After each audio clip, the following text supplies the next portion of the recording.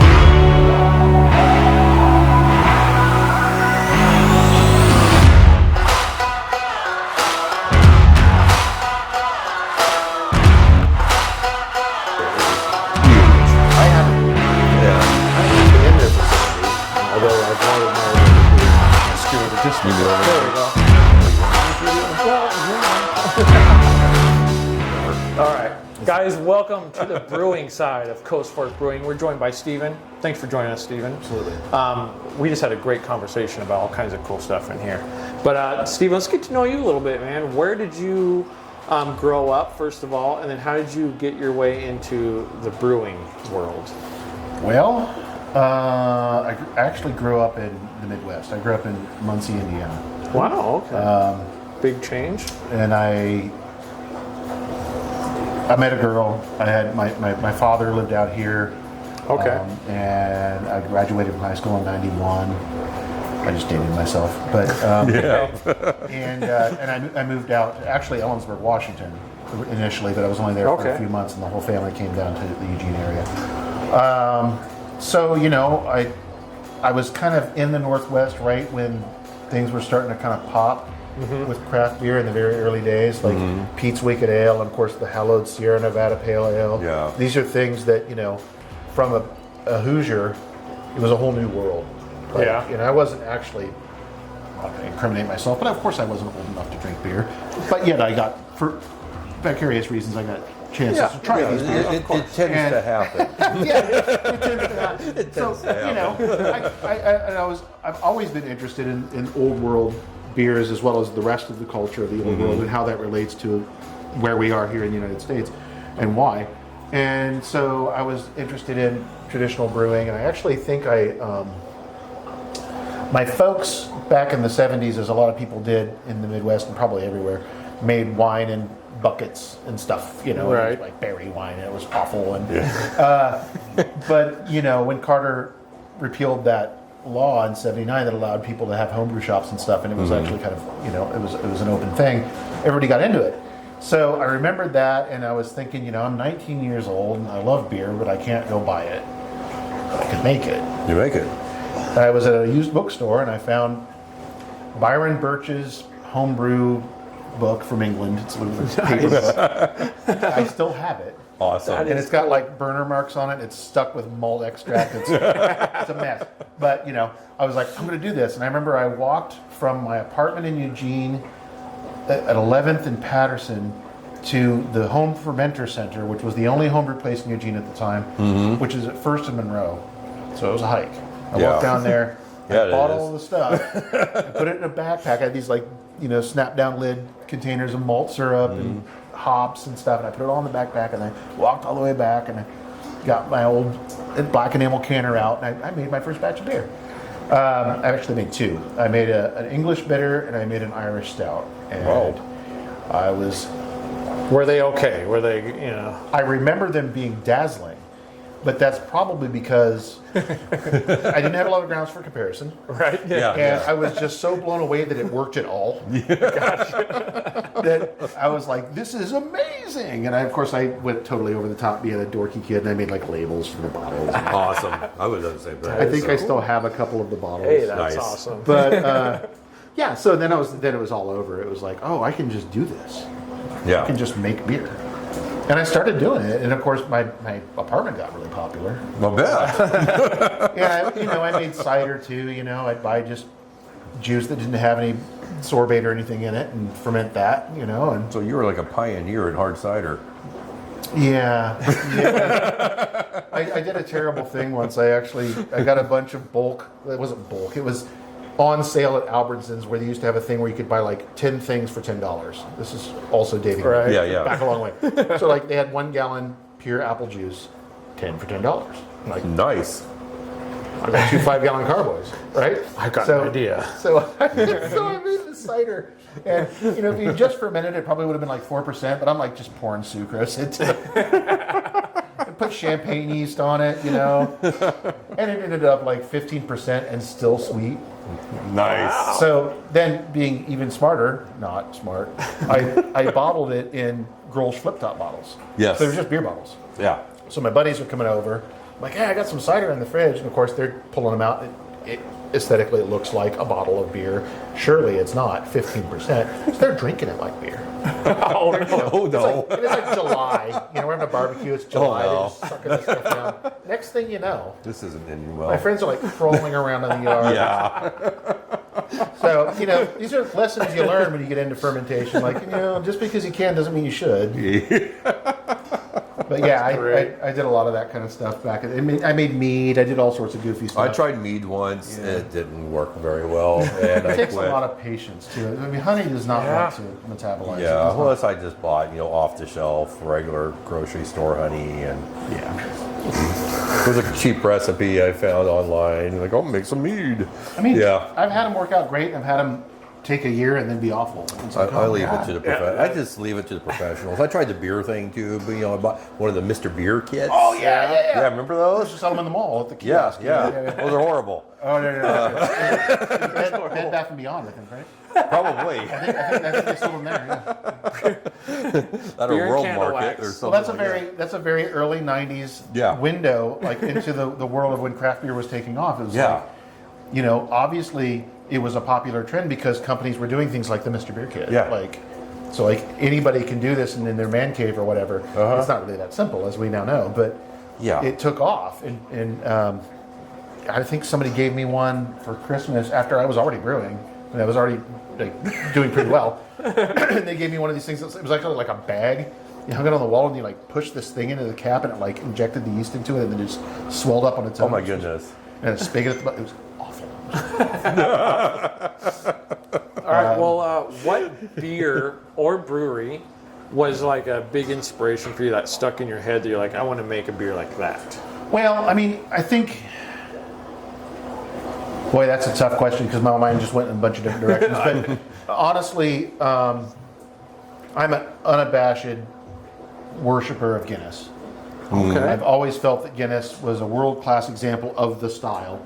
It can be done a billion different ways, and I'm not saying they're the best iteration of all of them, obviously not. But that beer just really kind of opened up my eyes, and not the nitro version you get at St. Pat's, not the draft version. Yeah. The extra stout in the bottle, the little 11.9 ounce bottle that's carbonated, 6.5%. That is kind of a historical relic. It's a throwback to the 19th century that's still available. Huh. And I don't think we've tried that one. No, we did. So- sometimes you find it at Walmart. I mean, Yeah. it's just 6-pack. So We just did a slew of videos with Guinness for, the St. St. Pat's Patrick's Day. Day. And we weren't a big fan of it, but again, we really haven't dove into it very much. yeah, the droughts. Yeah, we did the. the canned yeah, ones. the nitro cans are just basically trying to mimic what you would get off of the tap if you're at a pub. Yeah, they didn't go It was very smooth, well for us. easy to drink. But It's kind of like Crushable. a smoothie. I mean, Yeah, it's very it's just. like you did a decent stout and you add water to it. yeah. I mean, it's only 4.2. Yeah, it's very it's a low. session beer. I did see you guys have the zero. The zero in here, which And that is- was good. Well, It was when almost better than the regular. and we still the hell out of it. Yeah, Yeah. the zero was pretty good. And when I come in and play our St. Patrick's Day show or whatever, and I'm up on stage and I don't want to get inebriated, I actually drink it. But It's good. I want to have honestly. something. We like It's a that good a NA, lot. yeah. So that was a big inspiration, obviously. But in 2004, I went to Britain, went up into Scotland through Wales, and then went over to Dublin. We actually went to St. James Gate, but I didn't get through the countryside of Ireland, sadly. But in the Cotswolds, which is along the border between England and Wales, this is where all the movie stars buy houses now, but Johnny Depp and people like that. Yeah. But it's a kind of stuck in time picture postcard, chocolate box, cottages, thatch roofs, the whole deal. There's a bunch of breweries, and they're really small. And there was a brewery. There is a brewery called Donington, and they serve like maybe 11 pubs in their region. I mean, they have a couple guys in a van that take kegs around. The pubs are tied houses. The brewery itself is an old mill on a pond with a spring that feeds them the brewery water. They've been using the same water for 200 years. They make two beers, and then a couple of times a year they put out something special. But they have a ordinary bitter, and they have SBA, which is special bitter ale. Those are the two beers. It's a 19th century brewery, so they still have the water wheel actually still works, and they still run some of the grain mill runs off belts that are being turned by the water wheel. They're dumping malt down through a wooden chute in the roof into the mash tun. The mash tun's copper and it's steamed, and they make beer the old way. Nice. And they're still around, and they That just is do it cool. that way. And when I went there, I was like, "Oh man, this is my jam." Yeah. This is, because I'm a sucker for that stuff. Yeah. And especially in the 21st century, to still be doing that and being profitable. Yeah. And people are drinking the beer and they're appreciating what it is for what it is. Right. I don't want to deride anybody, but we all know what we can buy in a convenience store or a gas station. Yeah. You know exactly what you're going to see in the case when you go in there. In order to drink this beer, you kind of have to be there. Right. You got to go to the Yeah. spot. And that's been a big part of our philosophy here. That's why we don't distribute. That's Yeah, one love reason. it. But Yeah, probably the main reason is that if people like our beer, they got to come here and drink it. Well, that works out really well for us because we want bums and seats. We want people to be here. Exactly. I agree. That's great. And we're going to make more money selling it directly out of our cooler Yeah. than we are anywhere else anyway. Yeah. Yeah. So that's as far as inspiration goes, as far as what I do now, rather than being a hobbyist, that was my thing. It was like, what if we just did it that way? All right. So That's awesome. old world, definitely. Just Yeah. a straight up a place that makes the beer that's served in the next room, and if you wanted that beer, you go get it. Feel free to take home growlers, please. Yeah. But you're not going to go into the 7-Eleven to get it. Yeah. Well, this really reflects that for sure. I like it. Small craft spot. It's all brewed right here, and then next door, you sit down, you enjoy it. I love it. Drink local. That's our Exactly. tagline. Drink local. I love that. All right. So, where did you go before this? Did you brew anywhere else, or was this kind of Actually, no. This is my first pro gig. Wow. I actually brewed on my own for just- forever.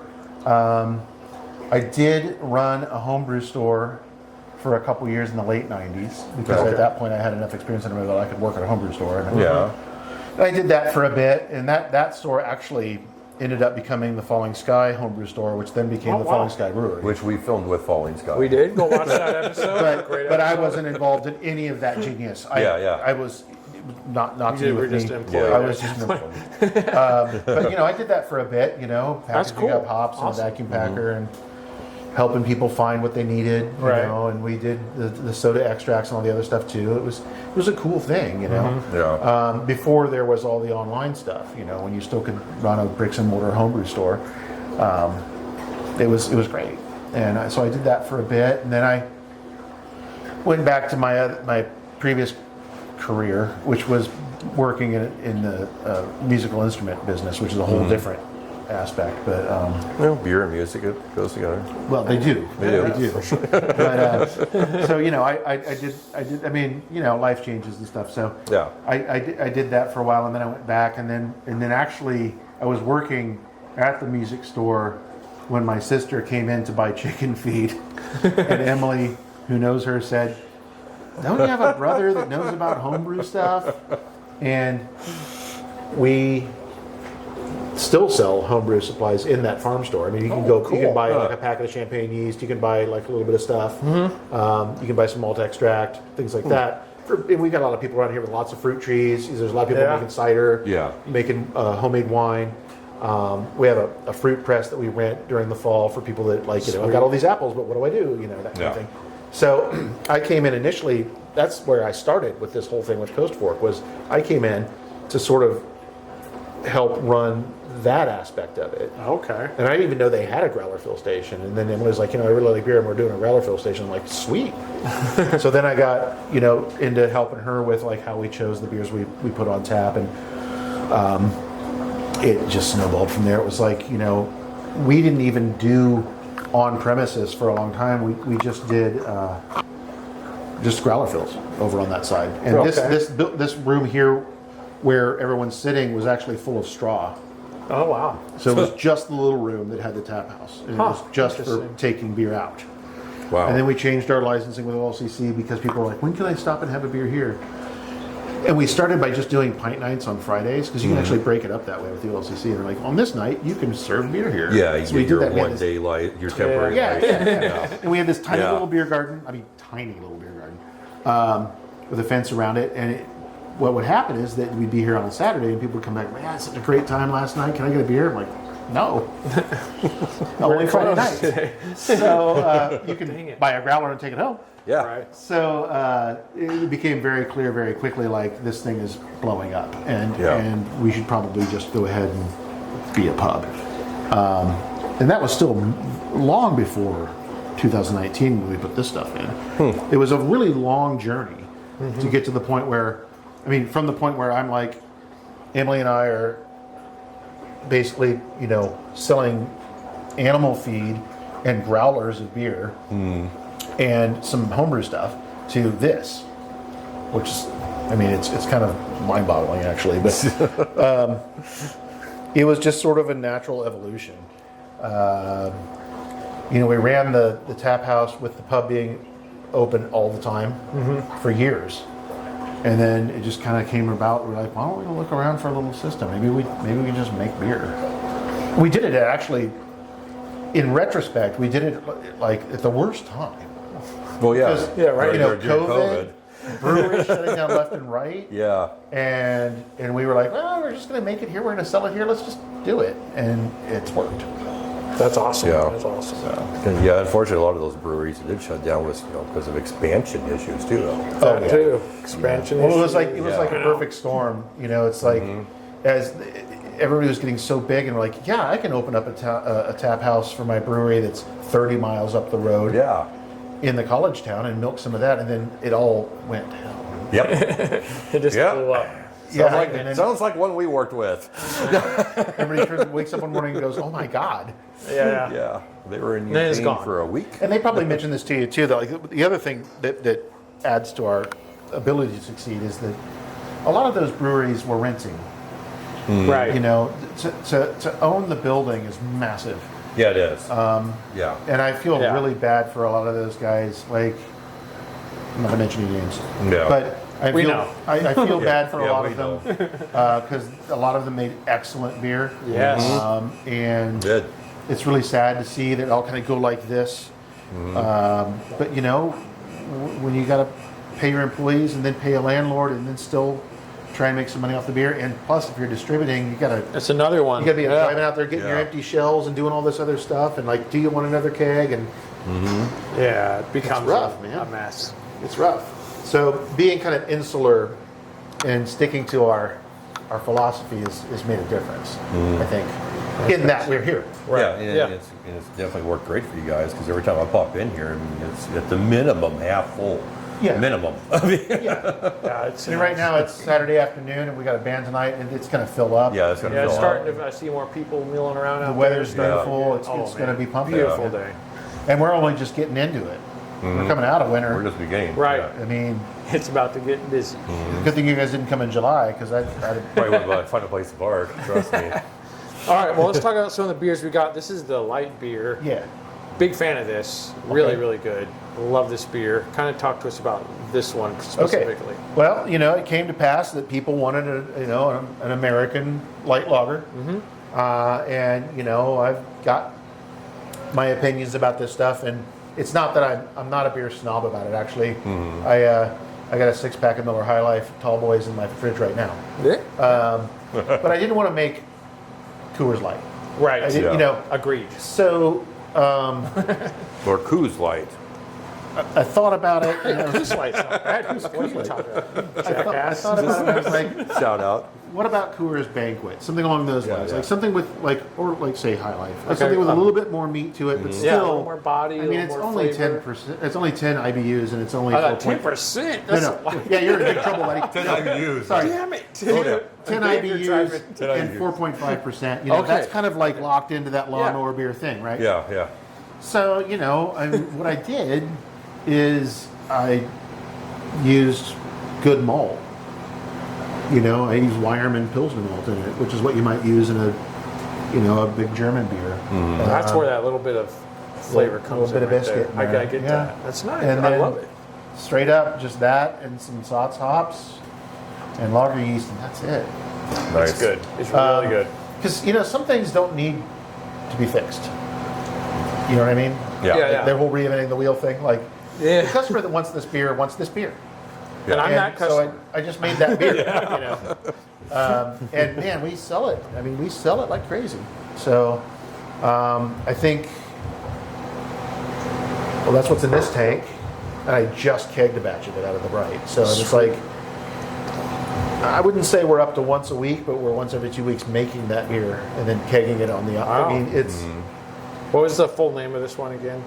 just called Coast Fork Light. Coast Fork Light. So stop by if you like the light Yeah. beers. You want something quick to grab. This is a really good one to have. Just Coast Fork Light. That's right. Easy to drink. It hits everyone's spot. A lot of flavor, but still, it's still light on the. Just everything about it's light, but it has a lot of flavor, and I love that about it. All right, Dave. And if you don't like the light beers, well, this one here is the Rhubarb Rye IPA. When we got here, the beer that I had in my glass was the Blue Goose IPA, which is phenomenal. You gotta like those IBUs to It's love good. that beer, though. It's really good. So it's up there. What is the IBUs on the Blue Goose? Come to think about it. 65. Only 65. I was thinking like 120. No, it's 65. It's all Northwest hops, Yeah, sea hops. yeah. So Right they're- on. But yeah, the Rhubarb Rye IPA is the first one that really got my attention at this place. When I first had it, I was like, damn, It's great beer. Thank you. All right, so yeah, talk to us a little bit about this rhubarb. Well, like I said, it was named after a patron of ours that sadly passed away.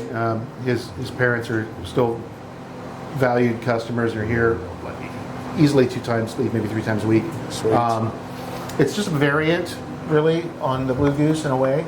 I kind of made the Blue Goose with a lot more of a malt forward Yeah. profile. It's more of an almost English kind of malt forward thing.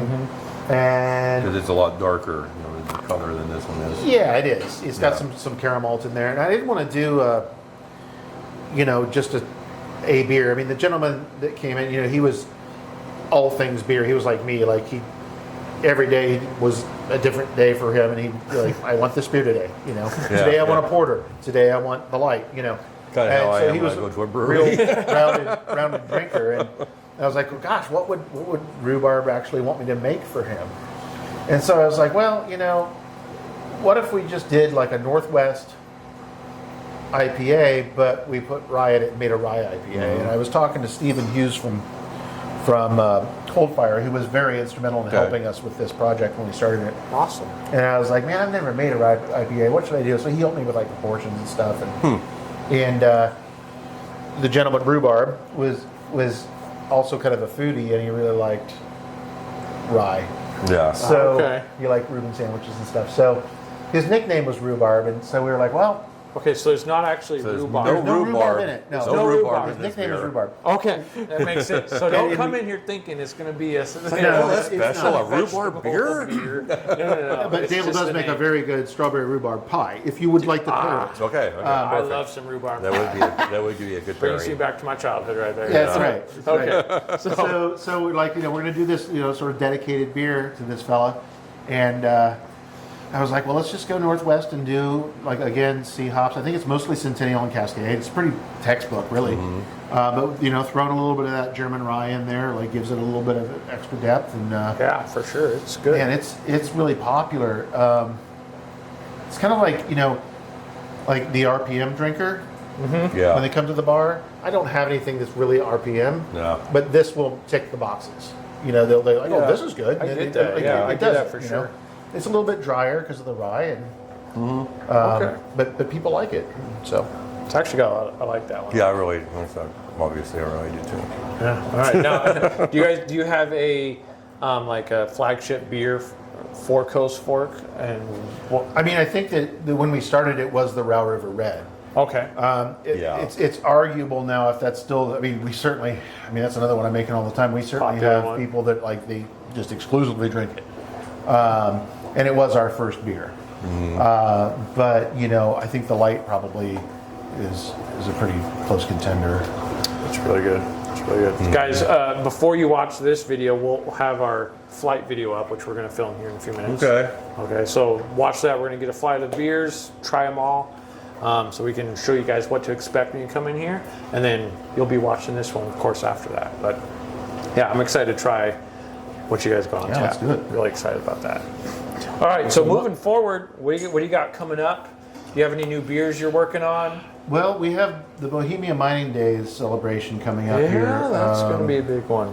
And I'm doing a couple of historic, 1840s recipe beers. Oh, sweet. Okay, The so like yeah, of which would have been consumed in the saloons that used to be here. Yeah. that's cool. Bradley was talking about that. Yeah, you One of was. them's kind of a steam beer, California Common kind of thing. Good. Sweet. And another one's just going to be kind of a classic American lager.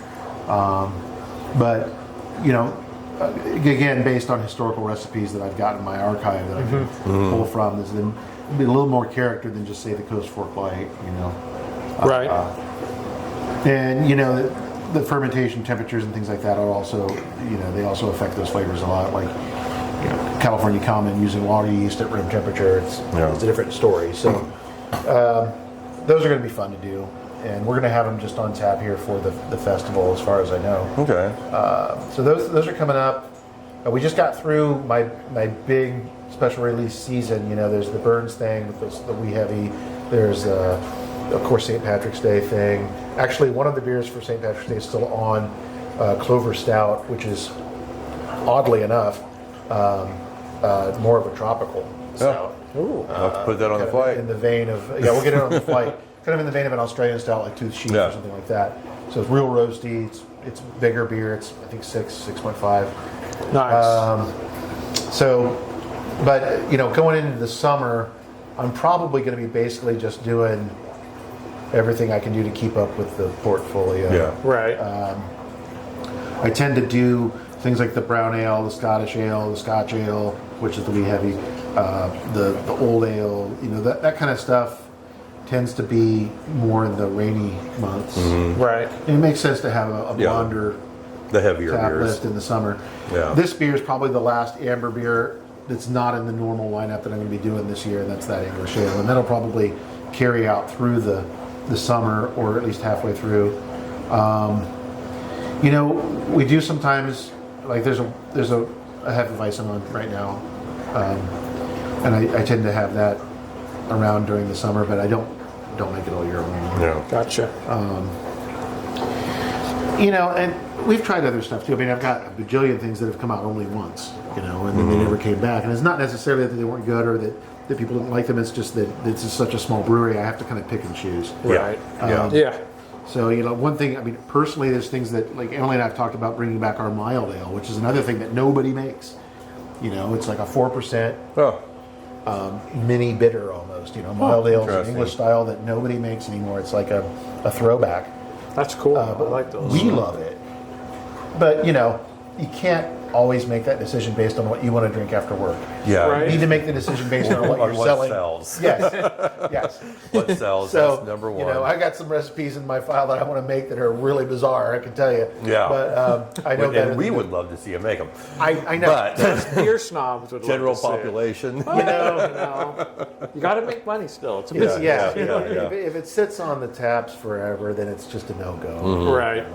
Yeah. I'll be getting back into, in late July, I'll start making Oktoberfest stuff Yeah. Okay. and get that going, because we do have a big Oktoberfest. Yeah, you guys will see us here at this year's Oktoberfest here in Cottage Grove. I'm excited to be here. Yeah, it's a big deal. Excuse me. The alt beer comes out. Our Dortmunder lager comes out, and of course a Marzen, which it's already done. But Sweet.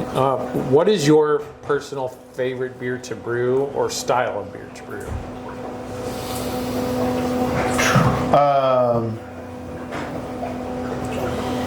That's a tough question. What do I enjoy to brew the most? Honestly, just like the soft spot in my heart kind of thing. Yeah. Probably brown ale. Brown ales? Okay. Yeah. That's awesome. Yeah, it's sort of like, a sort of overlooked or forgotten thing.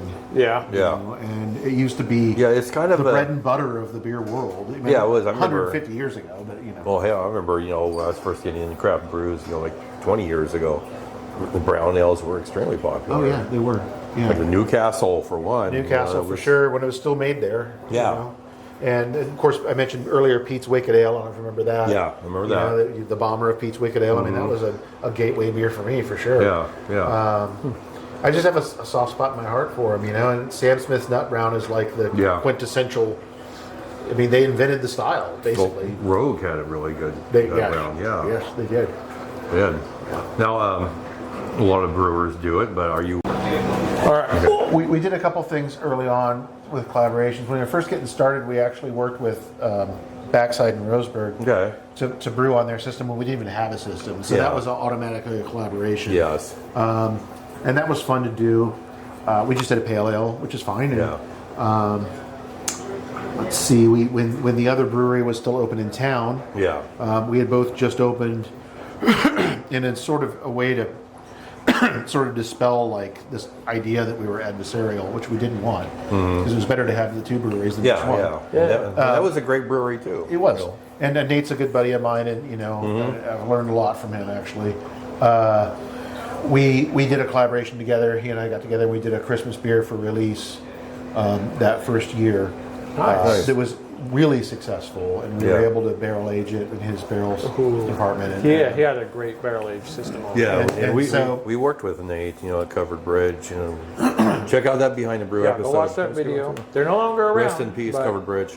Yeah, but it was a cool project to do from a community standpoint too. So it Yeah, was like, for hey sure. guys, we're just here to make beer. We're making beer together for you guys. Like, it's Yeah. all good. Like, Yeah. you know, it was a neat project, and the beer was really fun too. It was a cool beer.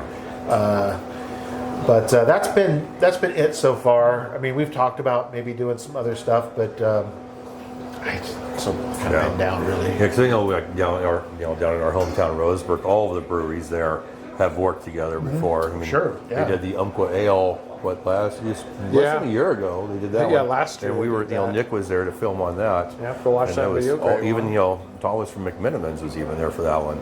Oh, nice. Yeah, it was great. Maybe we'll connect you with them this year and Yeah, get you right. down there. That'd be cool. Yeah. Awesome. So, Got anything else, Dave? I think that was going.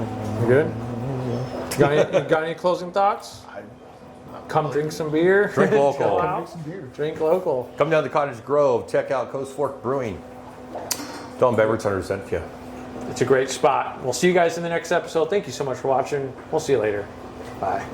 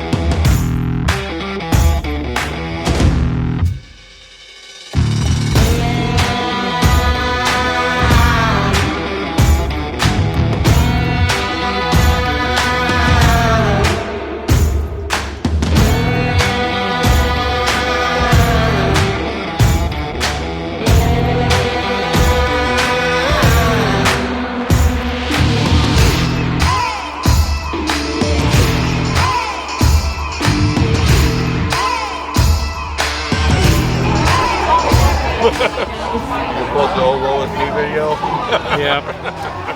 Well, folks, unfortunately, we just had a great conversation. Filmed the whole episode. I went back to review because I had a suspicion. And sure enough, it looks like none of the audio was recorded from our whole conversation. This has never happened. We've had bad audio, but never have no audio ever happened. So, if you're watching this, then we had to reshoot the whole thing. Yeah. So this will be at the end of the video. The blooper reel. At least just that section. At least just that section. Just the opening section. The most important part of the story behind the brew. Did not get filmed. So, if you're watching this, then we had to reshoot the whole thing. And this is in the blooper reels. So, Dave, what do you always say? Hopefully, I'm going to say hopefully you're watching this and, shit happens and it's going to work out and we love you, man. We love you. I'm so bummed right now. Because we had this whole day planned around this video. But Hey, the food was great, by the way. hey, if we have to do this whole day one more time, that's okay. We're not really complaining. It just means we get more beer. Yeah. I have no problem coming back here and doing this again. But it's really embarrassing. It's really embarrassing. First time for everything. First time. All right, well, if you're watching watching this, then we had to really work at this video. Hope you loved it. It won't happen again. Bye. That look better? That was better. You guys in there? Hello? Hello? Hello? Check, check. Okay. All right. So, where are we at? We are in Cottage Grove, Oregon today. And what are we doing here? Dave, we're here to tell a story of another, blah, blah, blah, blah, blah. Another. Dang it, Dave. Justin. I need a beer. All right, you ready? Okay, ready? And Now, where are we at? we are in Cottage Grove, Oregon today, Dave. So what are we doing here in Cottage Grove, Oregon? Dave, we are here to tell a story of another... Another great Wow. brewery. Why can I say another? I legit... Okay, ready? Okay, you ready? We're going to try this again. Okay, let's go. All right, where are we at today? We're in Cottage Grove, Oregon. Oregon. In Oregon. Take 4. Okay, I gotta. Let me settle down. Okay, Get ready? your shit together. Jesus. All right. Okay. All right, guys, welcome back to the We wanted second our piece of the what? Beer first. What? Cut. Okay, Edit that edit that out. out. We need our beer first You do before. your own editing. Bye. Yeah, he does. Yeah.